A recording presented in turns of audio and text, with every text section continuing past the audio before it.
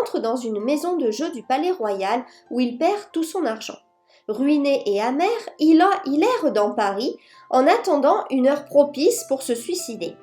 Lorsqu'il atteint la rue Voltaire, il décide d'entrer chez un antiquaire. Il y découvre des trésors d'archéologie, de civilisation antique et d'art. Parmi ces trésors, il distingue une petite boîte. À cause de sa curiosité, il souhaite connaître son contenu et interroge le vieil antiquaire qui fait un petit peu peur. Le vieillard, qui a su percevoir le désespoir du jeune homme, lui présente une peau d'onagre qu'on appelle peau de chagrin, sur laquelle on peut lire « Si tu me possèdes, tu posséderas tout, mais ta vie m'appartiendra. Dieu l'a voulu ainsi. Désir et tes désirs seront accomplis, mais règle tes souhaits sur ta vie. Elle est là. À chaque vouloir, je décroîtrai comme tes jours. Me veux-tu ? Prends. Dieu t'exaucera, soit. » Donc d'abord, incrédule, Raphaël, qui souhaite défier son destin, se laisse séduire par les promesses de fortune et de pouvoir que présage le talisman. Ignorant les avertissements du vieil antiquaire, il émet son premier souhait, connaître le luxe et la luxure. Raphaël glisse le talisman dans sa poche. En sortant, il rencontre des amis.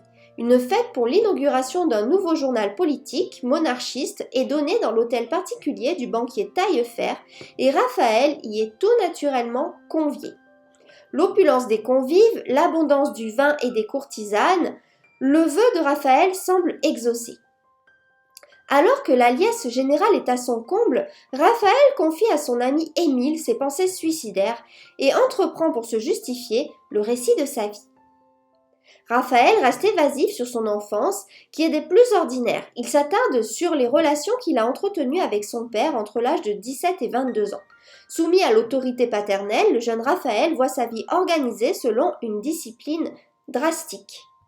Un jour, par vengeance, il joue au jeu l'or que son père lui a confié. Il gagne et il restitue la somme à son père et garde le reste. Par cette gageure, Raphaël tend à prouver à celui-ci sa maturité et son indépendance. Après la restauration de la monarchie en 1815, les terres que M. de Valentin avait acquises lui sont destituées.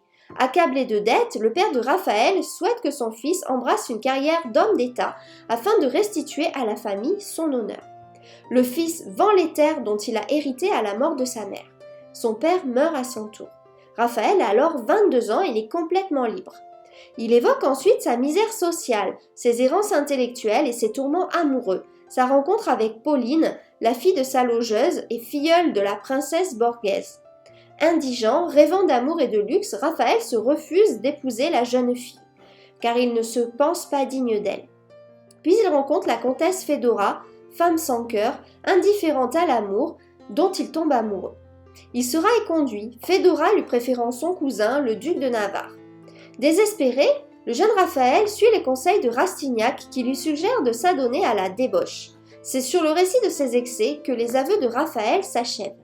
Au cœur de la soirée, il dévoile les pouvoirs de son talisman à un Émile qui reste sceptique. Afin de lui prouver la véracité de ses propos, Raphaël formule son second vœu, obtenir 2000 livres de rente. Le lendemain, on lui annonce qu'il est l'héritier d'un oncle décédé en Inde. Raphaël, qui a pris le titre de marquis, s'est retiré dans un hôtel particulier où il refuse de voir quiconque. En effet, Raphaël, craignant pour sa vie, s'isole du danger que représente la société et bannit toute marque de désir, de souhait ou de volonté. Un jour cependant, un ancien professeur, Porriquet, demande à le rencontrer. Il désire que Raphaël accomplisse en sa faveur un souhait. Ce dernier, affaibli et distrait, réalise malgré lui son vœu. Soudain, Jonatas, son humble serviteur, lui annonce qu'il doit se rendre au théâtre des Italiens où il a obtenu une loge le soir même. Il y rencontre Pauline, qui est anoblie et plus belle que jamais. Le jeune homme formule alors le souhait d'être aimé d'elle. Son vœu est exaucé. Mais à chaque désir prononcé ou implicite, la peau de chagrin rétrécit inexorablement comme la durée de sa vie. Raphaël, impuissant, tente en vain de se débarrasser du talisman. Physiciens, zoologistes, chimistes et médecins sont sollicités afin de trouver un remède à ce qui est devenu pour lui une malédiction. On lui suggère l'isolement d'une cure thermale. Malheureusement, lors du voyage qui le mène d'Aix-les-Bains à Paris, Raphaël ne peut s'empêcher de prononcer des souhaits, se condamnant à une déchéance précipitée. Plus mort que vif et accro à l'opium, Il vit reclus. Un soir, alors que Jonatas avait organisé une fête afin de le distraire, Raphaël dévoile à Pauline la vérité sur le talisman. Horrifiée, la jeune femme tente de se suicider, persuadée que son sacrifice épargnera la vie de son amant. Alors qu'il veut arrêter son geste, c'est lui qui meurt. Donc, voici comment ça se finit. Un anonyme demande « Que devient Pauline ?» Pauline s'est évaporée telle une douce rêverie. Un idéal évanescent, elle a disparu. Mais Fédora, demande-t-il à nouveau. Fédora, femme du monde, incarne la société. Donc elle est éternelle en fait.